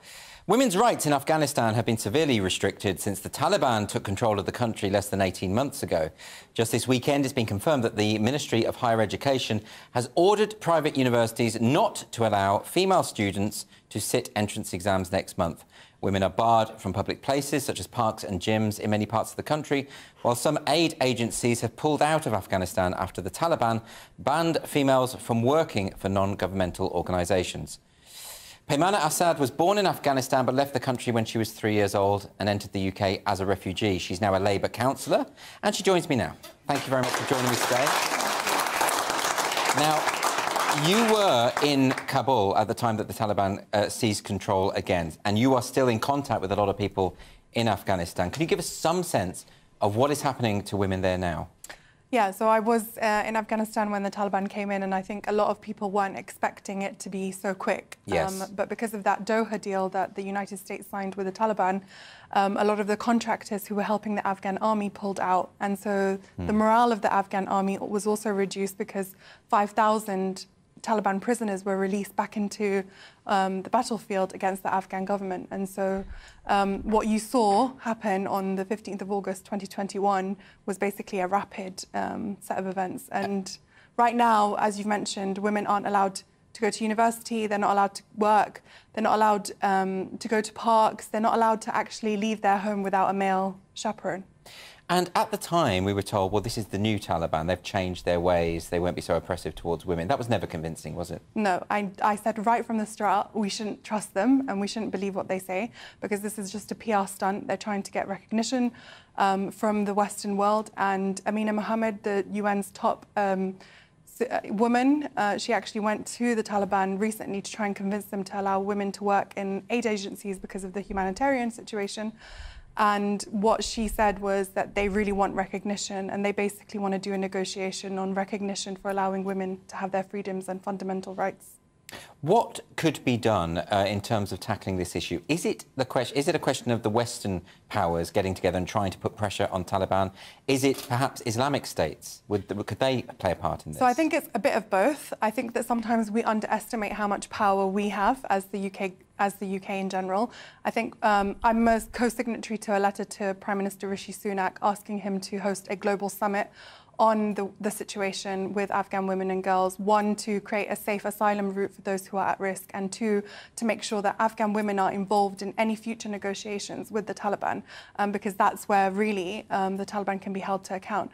But also Islamic countries, specifically Arab countries, the UAE, Qatar, Jordan, these other countries who have Muslim majority populations, they can actually stand up and say what the Taliban is doing is not Islamic, because other Muslim countries allow women to go to university, they allow them to work, and they allow them to drive. You know, Saudi Arabia just lifted the ban on women not being able to drive.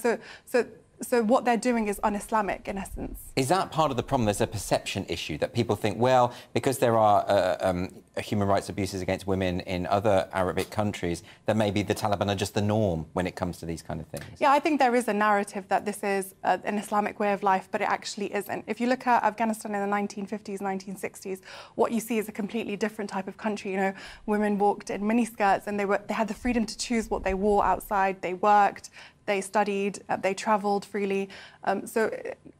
This move towards extremism has come because of war, and I think that people fail to understand that.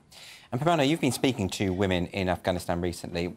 Have you any particular responses from them at the moment, or any examples that you could give? Yeah, so the day that the Taliban banned girls from university, I had dozens of Afghan girls from the south reach out to me and basically beg, can we come to universities abroad? Are there any opportunities for us? And the difficulty is that medical students study in English, so they can apply for scholarships or opportunities abroad, but other students who are studying other subjects can't because they study in their own native languages. So it's very, very difficult. There have been opportunities that people have created, universities around the world, but the Taliban have put a restriction: no Afghan woman or girl is allowed to leave the country without a male family member. What about the men of Afghanistan? Are they not concerned about the way in which the Taliban are, imposing these things on women? So since the 15th of August 2021, Afghan men and boys have actually been protesting on the streets alongside Afghan women for their rights. They've mainly been kidnapped, tortured, imprisoned to end up dead on the street if they do take part in such activities. The day that Afghan women were banned from university, what you saw in the East province was Afghan boys refused to go to university and actually held a protest outside of their university, saying, if you don't let all of us go in, then we won't go and study either. You had more than 100 university professors, all Afghan men, resign from their positions at Kabul University in solidarity with Afghan women. But I have to say that Afghan men and boys are under attack from the Taliban too, because anybody standing up for the rights of Afghan women and girls are being tortured, killed and disappeared. Well, that's the problem, because the kind of tactics you're outlining there, I mean, it's intimidating, it's scary, and it's resulting in death. So, how can this change when you have such an authoritarian body of people in charge, and even these kind of protests that you describe aren't really having the desired effect? Well, the responsibility lies with President Biden and the United States government. They're the ones who sat down and actually signed this agreement with the Taliban that brought them into power. It was basically a surrender deal with the Taliban. The United States government needs to do more. They have power over the Taliban. They've stopped the $40 million a week that are going to Afghanistan that was supposed to help with the humanitarian situation. And I think that there are these types of leverages, isolation from the world, making sure that you sanction the Taliban leaders so they can't travel abroad. Right now, what you see is Taliban leaders living in Qatar, living in Pakistan. Their daughters are going to schools in these countries. They have families in different countries. Yes. Even one of the Taliban leaders' daughters is playing football in Qatar.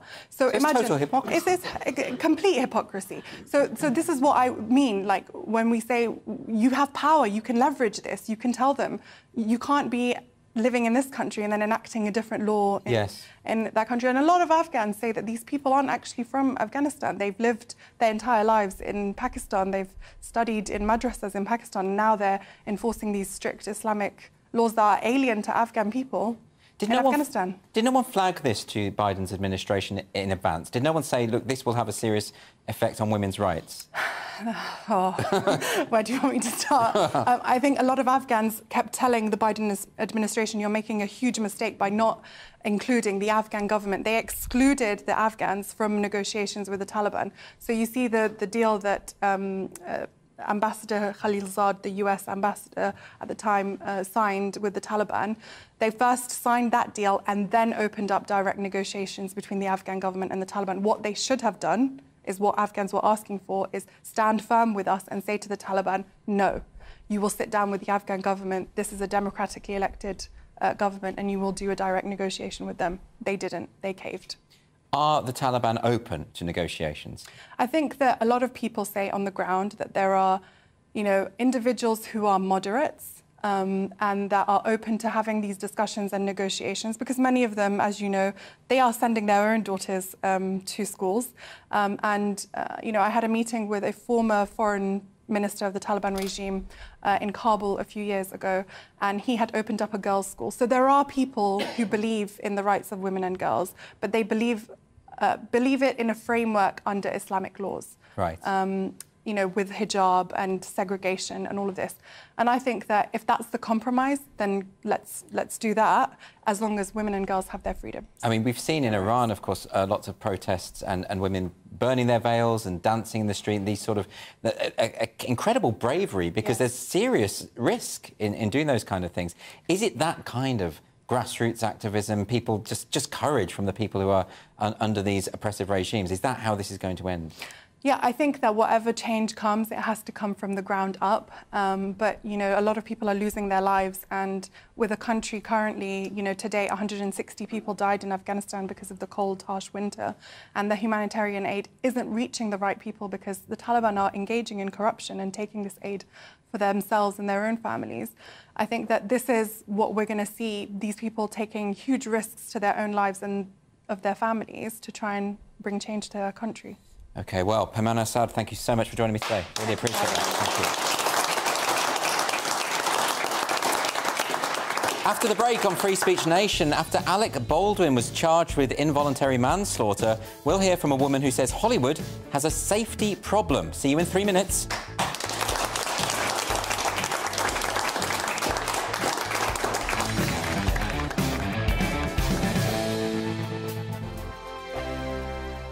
Here on GB News Live, we'll be keeping you in the picture, finding out what's happening across the country and finding out why it matters to you. We'll have the facts fast with our team of reporters and specialist correspondents. Wherever it's happening, we'll be there from 12 noon on TV, radio and online. GB News, the People's Channel, Britain's news channel. I'm Andrew Doyle. Join me at 7 o'clock every Sunday night for Free Speech Nation, the show where I tackle the week's biggest stories in politics and current affairs with the help of my 2 comedian panellists and a variety of special guests. Free Speech Nation, Sunday nights from 7 on GB News, the People's Channel, Britain's news channel. Join me, Patrick Christie's, Monday to Friday, 3 till 6. We tackle the day's news agenda like you've never seen before. It's high tempo, high octane, the most controversial topics and the best guests. You will not be able to take your eyes and ears off it. I'm not afraid to ask the questions that you really want answered. 3 till 6 p.m, Monday to Friday on GB News, the People's Channel, Britain's news channel. Join me every Sunday at 6 p.m. for Gloria Meets. In exclusive interviews, I'll be finding out who our politicians really are and what they really think. It's something that you would never want anyone to suffer. I didn't know what channels there were. I didn't think I'd be believed. I must have weighed about 7 stone and I'm 5'8". My instincts was to sort of cover this up. I mean, clearly that was a mistake. Join me every Sunday at 6 p.m. on GB News, the People's Channel, Britain's news channel. We are GB News, right across the nation. You can get us on television, on radio, on digital. We're absolutely everywhere. Amazing! You see, amazing! You remind me of me in the European Parliament. But here's the most important bit. We are not part of the mainstream establishment. We think and speak just like you do. We are the People's Channel. Magnificent. That's really, really thoughtful. Come and join us on GB News, the People's News Channel. Monday to Thursday, 9 p.m. till 11 p.m, join me, Dan Wootton. I'll bring you the sharpest takes and hottest debates. Do you not believe in prison? I don't believe in prison. I'm completely stunned. I guarantee you there'll be no spin, no bias, no censorship. I actually was personally quite offended by it.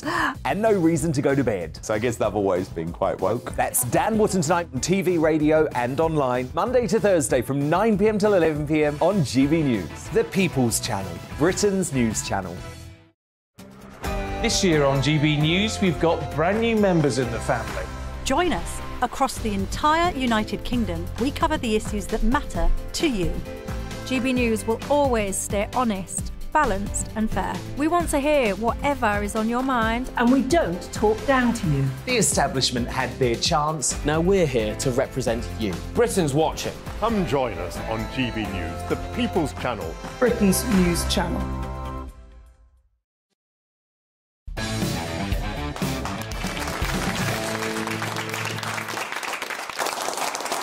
Welcome back to Free Speech Nation.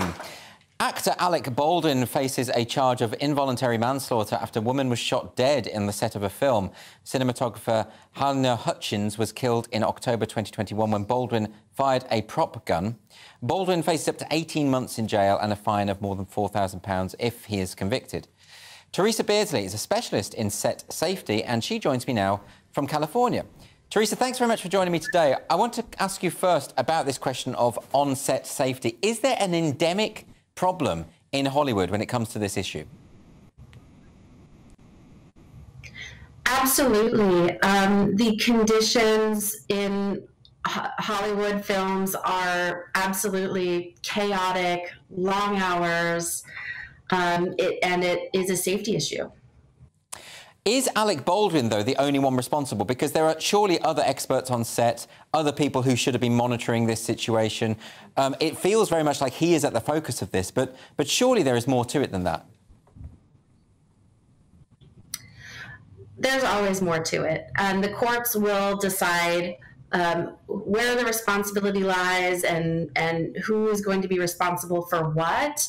But this really, the responsibility falls on the leadership. Safety really starts at the top. So if you don't have leadership at the top, then you don't have the safety that comes down to anything on site. Teresa, is it the case that a lot of this is to do with the fact that you're dealing with creative people, and a lot of time for creative people, health and safety isn't really the top priority? Could that be the case? I think that safety often falls to the wayside. Crews are deeply concerned about their safety in the workplace, on site, on set. Like I said, they're working long hours, 12 to 16-hour days. They're carrying lots of equipment, lots of deadlines. There are a lot of egos, so often the creative gets pushed ahead of some of the safety protocols. And how often does this kind of thing happen? I mean, we're hearing about this presumably because Alec Baldwin is so famous. But are these kind of accidents more common than we think? Yes, they are. Not particularly those that lead to death, but there are a lot of injuries. I mean, there are a few that lead to death, of course. You know, you see the public events where there are trampolines and things of that nature. But yeah, there are often at least one or two physical injuries or incidents on site. So what would you like to see happen in terms of Hollywood, in terms of changing this culture to prioritise safety more? What can the executives there be doing? Executives should really be the studios, production companies, producers. There are protocols, right? But they really need to set a culture of incorporating these, maybe even having a safety representative on site. Some companies do this already, that they have somebody who's in charge of all of this. I mean, you know, we saw with Russ, there were all the checks and balances that were missed. So you could have somebody on set who's dedicated completely to overseeing the risk assessments and everything that goes on, and ensure that everything moves along safely. OK, well, Teresa Beardsley, thanks so much for talking to us about this. Really appreciate it. Leo, what do you think? Do you have any views on this? I mean, it does feel like it can't just be that Alec Baldwin is responsible for this. There has got to be something problematic going on the set. Yeah, I mean, film sets are pretty chaotic places. I nearly got squished when I was dressed as a cat on a forklift truck for a Whiskas Dreamies advert. Are you sure that's not just a dream you had? No, it definitely happened. That definitely happened? Yeah. OK. And you're very scarred as a result because the driver was wearing a cat outfit as well, so he couldn't see where he was going. So, you know, people do dangerous things on film sets. Is it to do with... What do you think, Hayden? Isn't this to do with the fact that creatives are just not very sensible? Oh, yeah, we should 100% stop treating actors like they're normal people. They're complete morons, and they shouldn't be allowed any kind of weapon at any point. And they're expendable. They're expendable. They are. So we need to understand we don't need safety protocols. Yes. We can just replace them. Especially not Alec Baldwin, who's, I think he's got 8 kids, never shot a blank in his life. Really? Yeah. Very, very funny, Hayden. I almost didn't get that. But there we go. But I do feel sorry for him, though. I mean, it must be an absolutely horrendous situation to be in. Yeah. And to be the focus of this horrible thing, and to know that you were responsible for someone's death. But never get cast in a movie again unless it's Prop Gun Maverick. No, it'll be gone. OK, I'm going to put a stop to this now. But listen, thank you so much. I really appreciate you coming along this week. Our wonderful studio audience came along to join us for Free Speech Nation.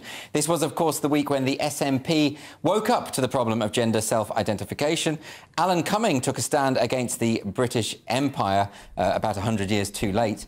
And Nadeem Zahawi got his comeuppance. So I'd like to thank my wonderful panel, Leo Kearse and Hayden Prowse, and to my brilliant guests, Kate Coleman, Fiona Bulmer, Kevin Lister, Teresa Beardsley and Peymana Assad. And by the way, if you want to come and join us live in the studio and be part of our wonderful audience, that's really easy to do. If you just go to www.sroaudiences.com, you can apply there. Come along. We've got food, we've got drink. There's normally some wine out there. It's not very good wine, but it's OK. Come along and be part of the fun. Stay tuned, by the way, for the brilliant Mark Dolan tonight. That is coming up next. And please do not forget that Headliners is on every night at 11 p.m. Headliners is the late-night paper preview show where comedians take you through the next day's top news stories. I'm normally hosting 1 or 2 times a week. Leo's often on it, and we're trying to get Hayden Prowse back as well, if he can be persuaded. Thank you so much for watching Free Speech Nation tonight. See you next week.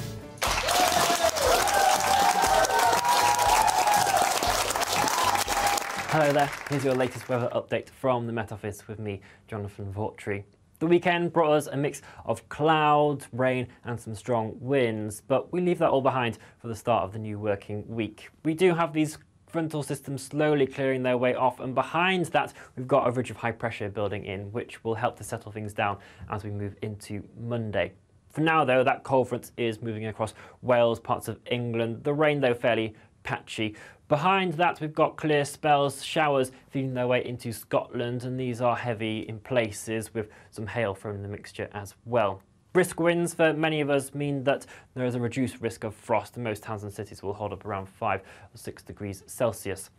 Into the new working week then, and the cloud just filtering off the south to begin with, but behind that a good amount of sunny intervals for many of us. The showers in the north fading off and the breeze also tending to die down as well, and it should be a relatively pleasant day for many of us. Temperatures will be around 8 to 10 degrees across southern areas, but more around 7 to 6 degrees across parts of Scotland.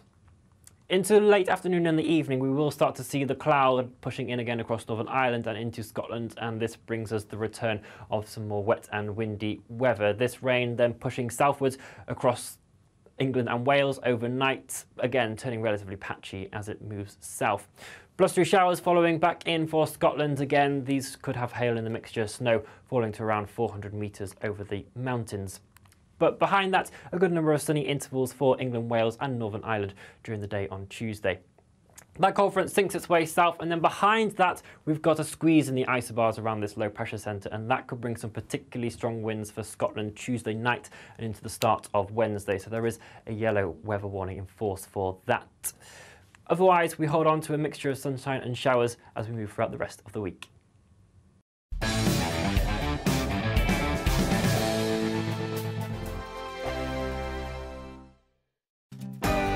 We are GB News, the People's Channel. And right across the United Kingdom. You can find us on Sky Channel 512, Virgin Media Channel 604, Freesat Channel 216, Freeview Channel 236, and YouView Channel 236. You can also take us with you on DAB+ radio, with the GB News app and at the website gbnews.uk. We're absolutely everywhere. Come join us on GB News, the People's Channel, Britain's news channel. Join me, Nana Akue, Saturday and Sunday afternoons on GB News. Expect